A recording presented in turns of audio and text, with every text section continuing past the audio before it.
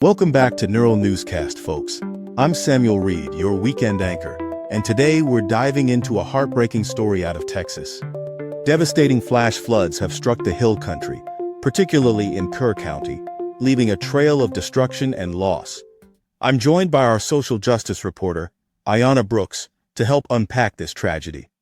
Iana, thanks for being here. Thanks, Samuel. I wish we were talking under better circumstances. This is just a gut-wrenching situation.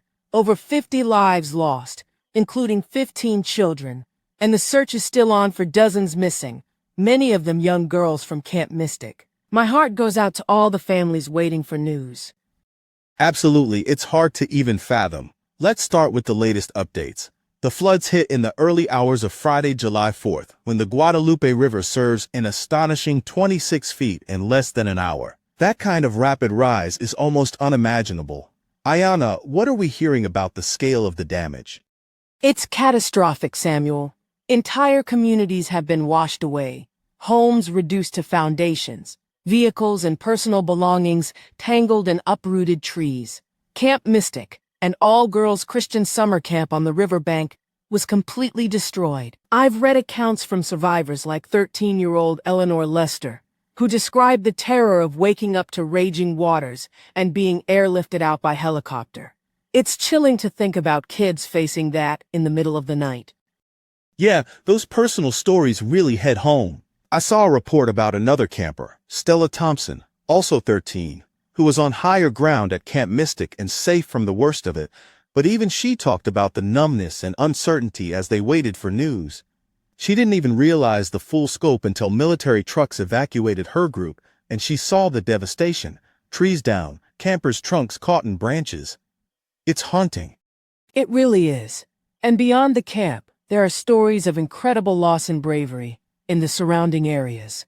I came across the story of Julian Ryan, a 27-year-old from Ingram, who punched through a window to save his fiancée, kids, and mother as water rushed into their home. Tragically, he injured an artery doing it and didn't make it. His family calls him a true hero. These are the kinds of sacrifices we're hearing about amidst all this pain.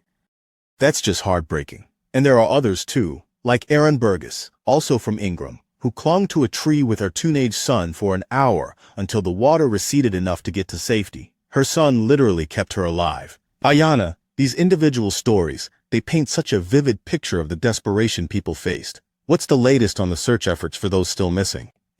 The search is ongoing and intensive, Samuel. Over 1,000 local, state, and federal personnel are on the ground, using helicopters, boats, drones, even heat-sensing equipment to find survivors in tough terrain. They've rescued over 850 people so far, including more than 100 airlifted out. But the focus right now is on finding the 27 girls still unaccounted for from Camp Mystic, along with other missing individuals. Folks like Greta Toranzo and Hadley Hannah, whose families are still waiting for any word. It's a race against time. It sure is, and I know Governor Greg Abbott has declared Sunday a day of prayer for the state, urging Texans to pray for the lost, the missing, and the recovery efforts. Iana, let's walk through the timeline of how this unfolded. How did a holiday weekend turn into such a disaster? Well, Samuel, the seeds of this tragedy were sown days before the flood hit. On Wednesday, July 2nd, the Texas Division of Emergency Management activated resources due to flood threats in West and Central Texas. The National Weather Service started posting about potential heavy rain in the hill country that evening. By Thursday morning, July 3rd, a flood watch was issued for Kerr County and surrounding areas, though the predicted rainfall, 5 to 7 inches, was far less than the 15 inches that ultimately fell in some spots. Right, so there were early warnings, but the scale was underestimated. What happened as we got closer to the flood itself? Things escalated quickly overnight. By midnight on Friday, July 4th, the National Weather Service upgraded to a flood warning, and by 1:26 a.m., they were predicting flash flooding with significant impacts. At 4:33 a.m., a flash flood emergency alert, a rare and urgent warning, was issued for Kerr County, followed by another for Kerrville at 5:34 a.m. That's when the Guadalupe River burst its banks, rising 26 feet in just 45 minutes. Many people were asleep, And even if they got the alerts, there was so little time to react. That timing is just devastating. Middle of the night, no one's expecting a wall of water to come crashing through.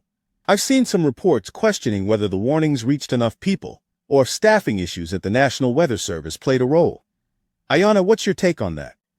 It's a fair question, Samuel, and it's sparking a lot of debate. The NWS offices in Austin, San Antonio, and San Angelo, which handle the forecasts, did issue a slew of warnings despite some key vacancies, like a warning coordination meteorologist in Austin, San Antonio. Some argue that warning fatigue might be a factor in this region, known as Flash Flood Alley, where alerts are frequent, and people might tune them out. Others point to the sheer unpredictability of the storm.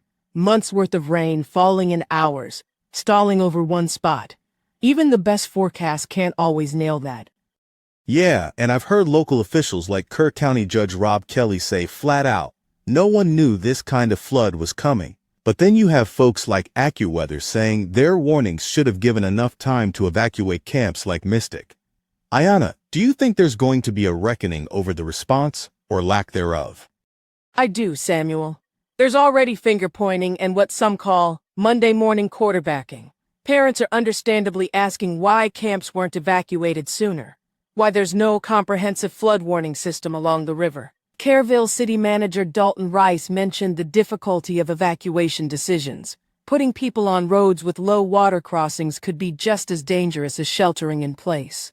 But for families who've lost loved ones, those explanations might not be enough. I think we'll see investigations into preparedness, especially as climate change makes these intense downpours more common. That's a critical point. Climate change amplifying these disasters. We're seeing more rain, faster, in places that can't handle it. Iana, let's talk about the human side of recovery. What are communities doing to support each other right now? There's an incredible outpouring of support, Samuel. The Community Foundation of the Texas Hill Country has set up a relief fund, ensuring all donations go directly to frontline organizations helping with response and recovery. Stories of heroism are emerging too, like Emma Foltz, a counselor at Camp Mystic from Louisiana, who helped evacuate 14 campers to safety.